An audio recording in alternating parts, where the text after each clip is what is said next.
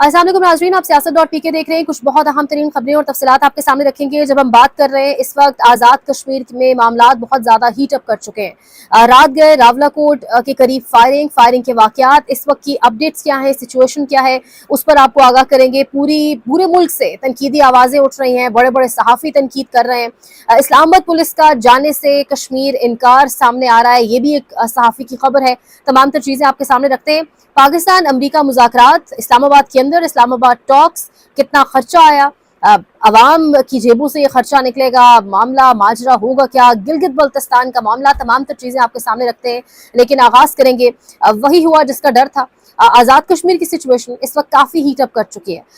आज़ाद कश्मीर, गिलगित बल्तिस्तान, ये वो सेंसिटिव इलाके हैं, ये वो कश्मीर को खास तौर पे ये तमाम तर वो सेंसिटिव इशूज़ हैं जिसके ऊपर दुश्मन को बस मौका चाहिए होता है कि वो किसी तरीके से अपना बयानिया बना सके। लेकिन बार बार हम न जाने क्यों गैर संजीदगी का मुजाहरा करते हैं या चीज़ों को क्यों तरीके से सेटल नहीं कर पाते। आज़ाद कश्मीर में सबसे पहले आपको बताएंगे इस वक्त जो लेटेस्ट वहाँ पर अपडेट्स हैं। एक तो ये कश्मीरियों ने आज़ाद पतन एंट्री पॉइंट बंद कर दिया। ये आपके साथ बैकग्राउंड में गालिबन वीडियो चल भी रही होगी। साथ साथ आज़ाद पतन एंट्री पॉइंट की वीडियोस के साथ साथ जो मनाजिर आ रहे हैं रावलाकोट से, ये रात गए जब फायरिंग हुई। अब इस पर भी दो मौक़िफ़ है। जो मौक़िफ़ सामने आ रहे हैं हुकूमती साइड से वो ये है कि मुजाहिरीन की जानिब से फायरिंग हुई और उन्हीं के बीच में से फायरिंग से उनके लोग जो हैं वो जाम बहक हो गए। लेकिन दूसरी जानिब से जो मौक़िफ़ सामने आ रहा है उसके अकॉर्डिंग नामालूम लोगों ने और पुलिस ने फायरिंग की, जिसके बायस दो आप कह लें जो प्रोटेस्टर्स थे वो शहीद हो गए हैं। ये शहीद शाहजेब जो है, इनका जनाजा CMH रावलाकोट और अवाम का जमे गफीर इस वक्त वहाँ पर मौजूद है। ये एक आप कह लें शहादत है। वहाँ पर भी इस वक्त बड़ी तादाद में जहाँ पर ये जनाजा इस प्रोटेस्टर का मौजूद है, जहाँ पर ये तमाम तर मामला है, वहाँ पर इस वक्त बड़ी तादाद में लोग मौजूद हैं। दूसरी जानिब यहाँ पर जो मजीद इमेजेस आ रहे हैं, अगर पलंदरी की बात की जाए, उसके एंट्री पॉइंट्स भी तमाम तर बंद कर दिए गए हैं। लोगों की बड़ी तादाद मौजूद है, मुकम्मल लॉकडाउन है वहाँ पर भी।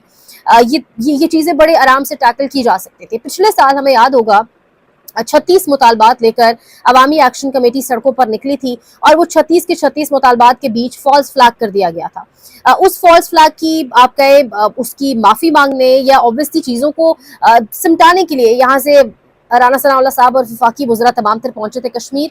मामले को निपटा दिया गया था और कहा गया था 36 के 36 मुतालबात को मान लिया जाएगा। लेकिन उसके बाद हुआ क्या, अक्टूबर में ये मामला हुआ था, उसके बाद दिसंबर भी आया, फिर दिसंबर में इसकी टाइमलाइन खत्म होना थी मुतालबात की।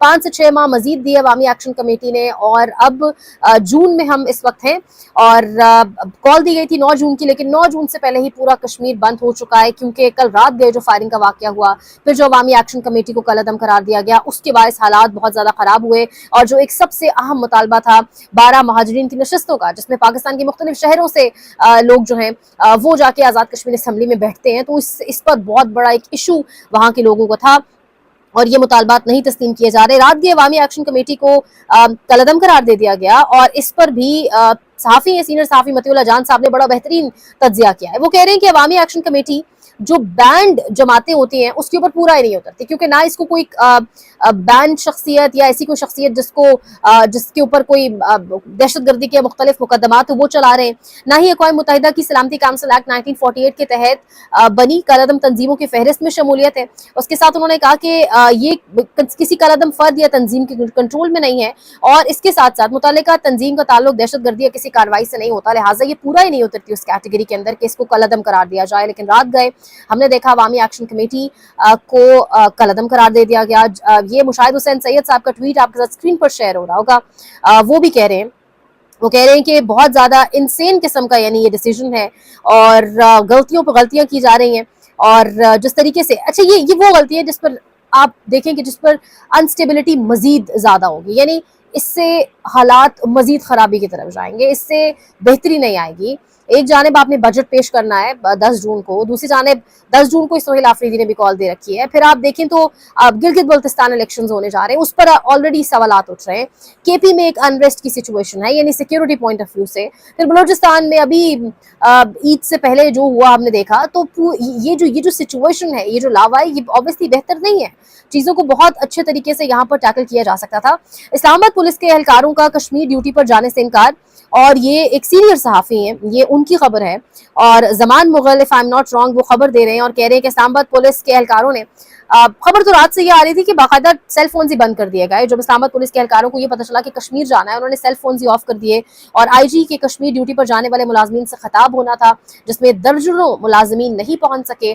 خطاب بھی التوا کا شکار ہو چکا ہے، اور پولیس آفیسرز نے اہلکاروں کو فوری پولیس لائن پہنچنے کی ہدایت کر دیا. جو نہیں پہنچیں گے ان کے خلاف مقدمات درج کر کے ان کو اڈیالہ بھیج دیا جائے گا. پولیس والے بھی کہہ رہے ہیں کہ ہم نے نہیں جانا، لیکن دھمکی ان کو یہ دی جا رہی ہے کہ آپ کو اڈیالہ بھیج دیا جائے گا. تو یہ اس وقت ساری سچویشن ہے. ایک جانب فیصلہ کر لیا گیا ہے کہ جو بھی ہو جائے نو میٹر واٹ سختی سے نمٹا جائے گا عوامی ایکشن کمیٹی کے احتجاج کو. اس سختی کا ہم نے پہلا مظاہرہ، پہلی مثال رات کو دیکھی بھی ہے، اسی لیے آوازیں اٹھ رہی ہیں. مشاہد حسین سید صاحب بھی کہہ رہے ہیں کہ wrong decision at wrong time, repeating past mistakes of mishandling dissent. یعنی ہر طرف سے وہی سیم آواز آ رہی ہے، ہر طرف سے آپ کو یہ احساس دلوانے کی کوشش کی جا رہی ہے کہ بھارت اس چھوٹی سی غلطی کا بہت بھرپور خدا نخواستہ فائدہ اٹھا سکتا ہے.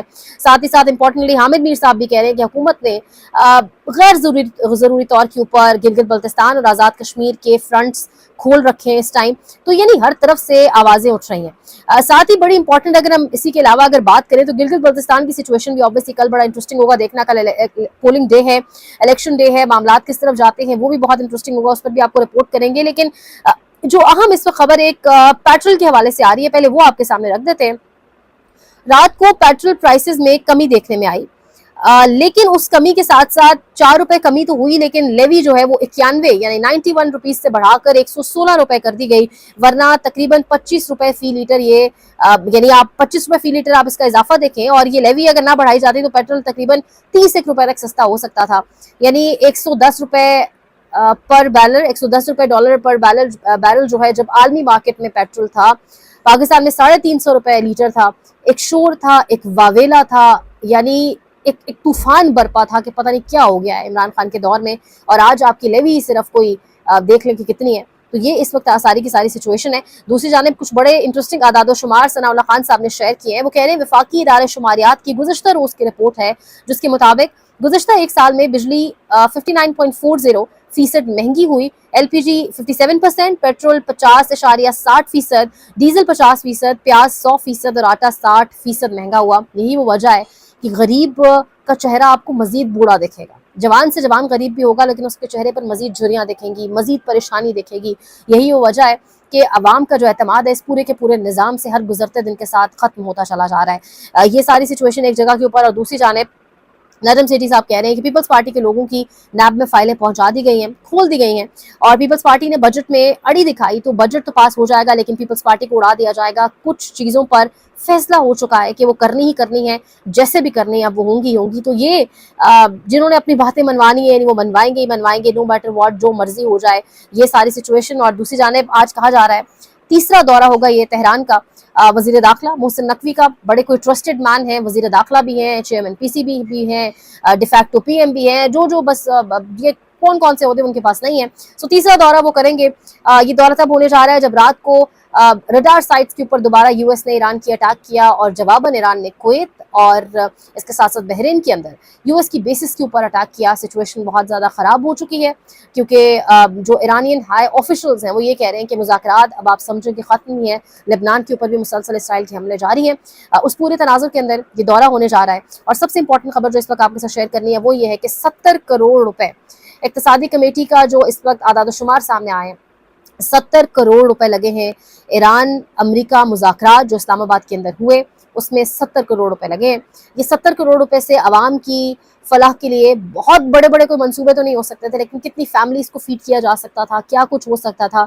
عوام کی جیب سے یہاں پر پیٹرولیم لیوی کی مد میں کچھ نہ کچھ نکالا جاتا ہے. پھر آئی ایم ایف کا نام رکھ کر ہم کہتے ہیں مجبوری ہمیں بہت سی شرائط ماننی پڑ رہی ہیں، لیکن اصل میں جو مذاکرات تھے ٹھیک ہے پاکستان کی بہت واہ واہ ہوئی ہے، ایز اے پیس میکر دنیا میں جانے مانے پہچانے گئے، لیکن الٹیمیٹلی یہ 70 کروڑ نکلے گا کہاں سے، کس کی جیبوں سے جائے گا، یہ بہت اہم ہوگا دیکھنا.